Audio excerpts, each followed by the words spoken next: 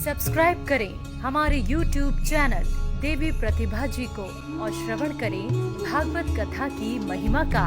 साथ ही bell icon को दबाना ना भूलें। गंडकी माता के गोद में सालग्राम भगवान आज भी अगर आप जाकर के ढूंढोगे तो आज भी मिल जाएंगे। ऐसे पावन धरती पर भरत जी गए और बैठ करके तपस्या करने लगे। कठोर तप किया, लेकिन तपस्या करते करते करते करते मन कब बाहर चला गया पता ही नहीं चला। प्यार से बोलो, जोर से बोल दो ना। आज भरत जी महाराज आसन में बैठ करके तपस्या कर रहे हैं, लेकिन जंगल के उस स्थान पर जब तपस्या कर रहे थे, एक दिन की बात है, एक छोटा सा हिरण उनके यहाँ आ जाता है। कैसे आया?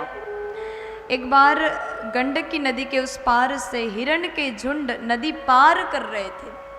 वहाँ पर एक हिरणी थी जो कि गर्भवती थी। जैसे नदी पार कर रहे थे, शेर ने गर्जना किया।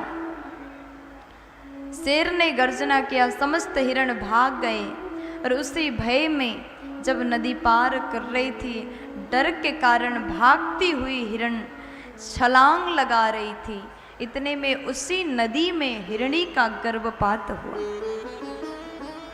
भरत जी महाराज को पता चला, वो माँ तो चली गई लेकिन हिरणी के बालक वहीं पर रह गए।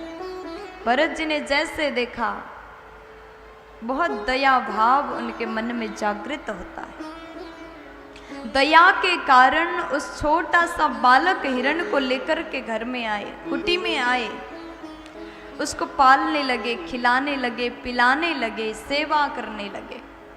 देखो, हर प्राणी को, हर जीव को, समस्त प्राणी मात्र में प्रेम भाव रखना चाहिए और ये उचित है।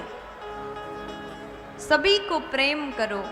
भरत जी महाराज ने हिरण से प्रेम किया, लेकिन ये प्रेम दिन प्रतिदिन बढ़ता चला गया, बढ़ता चला गया, बढ़ता चला गया, और ये प्रेम कब आसक्ति में बदल गया पता ही नहीं चला। इसलिए संतों ने कहा, संसार के लोगों से प्रेम तो कर सकते हैं, लेकिन प्रेम से ज्यादा हो जाए, प्रेम अगर आसक्ति का रूप ले तो प्रेम आपको मोक्ष मार्ग से विमुख कर देगा। प्रेम किसे कहते हैं? जहां पर स्वार्थ ना हो। अगर हम किसी से प्रेम करते हैं तो उसके द्वारा कुछ पाने की चाहत ना हो, उसी को प्रेम कहते हैं। जब हम भगवान से प्रेम करें तो भी बस एक निर्मल भाव हो, प्रभु हम आपसे प्रेम करते हैं और इसके बदले में हमें कुछ भी नहीं चाहिए। प्रेम करते वो भी हमें प्रेम करें, ये भाव हमने रखा तो प्रेम नहीं, वो तो व्यापार हो गया।